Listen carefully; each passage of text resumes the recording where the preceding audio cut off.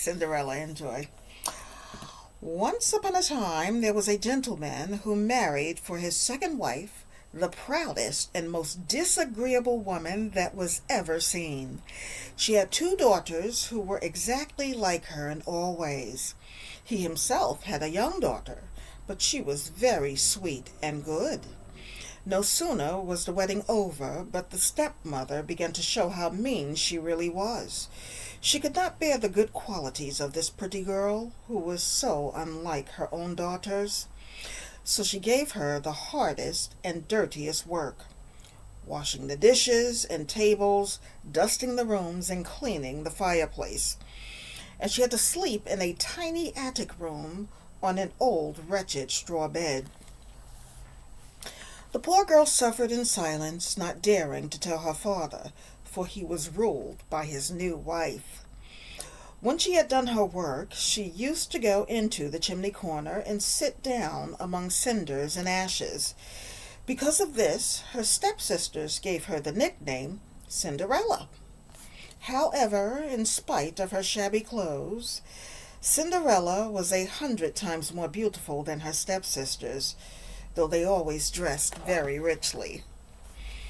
It happened that the king's son gave a ball to which all the important people, including the two sisters, were invited. They delighted and busied themselves deciding what to wear.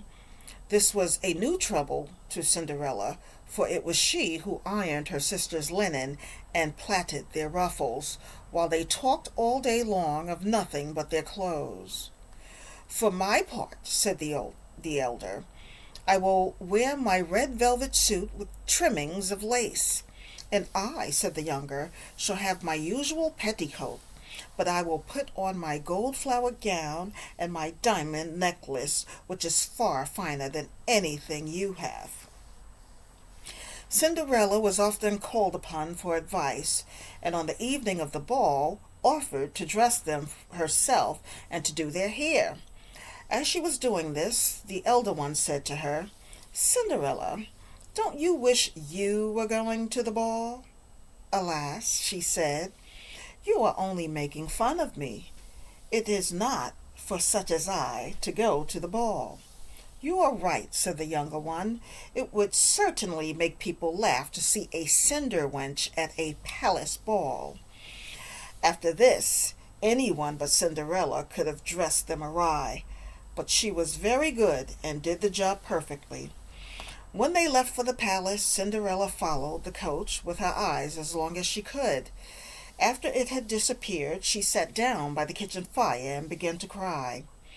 Instantly, her fairy godmother appeared beside her and asked, "Why all the tears, my child?" "I wish I could. I wish I could." She was not able to speak because of her tears and sobbing. "You wish you could go to the ball. Is it not so?" "Yes," cried Cinderella with a great sigh. "Well," said her fairy godmother, "be a good girl, and I shall arrange for you to go." Then she said to her, "Run into the garden and bring me a pumpkin." Cinderella went immediately to gather the finest pumpkin and brought it to her fairy godmother. But try as she might, she could not imagine how this pumpkin could help her get to the ball. Her fairy godmother took the pumpkin and scooped out all the inside. This done, she struck it with her wand, and the pumpkin was instantly turned into a fine coach, gilded all over with gold. "Now bring me the mousetrap, child." Cinderella immediately brought the trap, which contained 6 mice, all alive. She told Cinderella to lift up the trap door. As each mouse went out, she gave it a little tap with her wand and changed it into a beautiful white horse. Being at a loss for a coachman, Cinderella said, "I will go and see if there is a rat in the rat trap. We may make a coachman of him." "You are right," replied her fairy godmother. "Go and look." Cinderella brought the trap to her, and in it there was a huge rat. The instant the fairy godmother touched him with her wand, he was turned into a fat, jolly coachman who had the smartest whiskers eyes ever beheld. After that, she said to Cinderella, "Go again into the garden, and you will find 6 lizards behind the watering pot. Bring them to me." Cinderella had no sooner done so than her fairy godmother turned them into 6 footmen. They jumped up behind the coach as if they had done nothing else in their life. The fairy godmother then said to Cinderella, "Well, you see here everything you need to take you to the ball. Are you not pleased with it?" "Oh, yes," cried Cinderella. "But must I go in these old rags?" Her fairy godmother laughed and just touched her with the wand. In that instant, her old rags were turned into cloth of gold and silver, all sparkling with jewels, and on her feet she had a pair of glass slippers, the prettiest in the whole world. As Cinderella climbed into the coach, her fairy godmother said to her, "Enjoy yourself at the ball, but remember, you must come home by midnight. If you stay one moment longer, the coach will become a pumpkin again, your horses mice, your coachman a rat, your footmen lizards, and your clothes will turn to rags, just as they were before." Cinderella promised she would leave the ball before midnight, and then away she drove, scarce able to contain herself for joy. The king's son, who was told that a great princess, whom nobody knew, had come, ran out to meet her. He gave her his hand as she stepped down from the coach and led her into the hall. There was immediate silence. The people stopped dancing, and the violins ceased to play. Everyone whispered, "How beautiful she is." The king himself could not help watching her and telling the queen softly that it was a long time since he had seen so beautiful and lovely a creature. All the ladies studied her clothes carefully, planning to have some made the next day that would be just like them. The king's son took her to a seat of honor and then led her out to dance. She danced so gracefully that everyone admired her more and more. Later, at supper, the young prince ate nothing. He was so busy watching Cinderella. As for Cinderella, she sat down by her sisters and showed them every courtesy. This surprised them very much, for they did not recognize her. Time passed very quickly, and Cinderella quite forgot what her godmother had commanded her. Suddenly, she heard a clock begin to strike and realized that in that moment it would be midnight. She then rose up and fled, as nimble as a deer. The prince followed, but could not overtake her. She left behind one of her glass slippers, which the prince took up most carefully. Cinderella reached home quite out of breath and in her old clothes, having nothing left of all her finery but one of the little slippers, the mate to the one she had dropped. The prince asked the guards at the palace gate if they had seen a princess go out. They had seen nobody but a young girl, very poorly dressed. When the 2 sisters returned from the ball, they were full of all that had happened.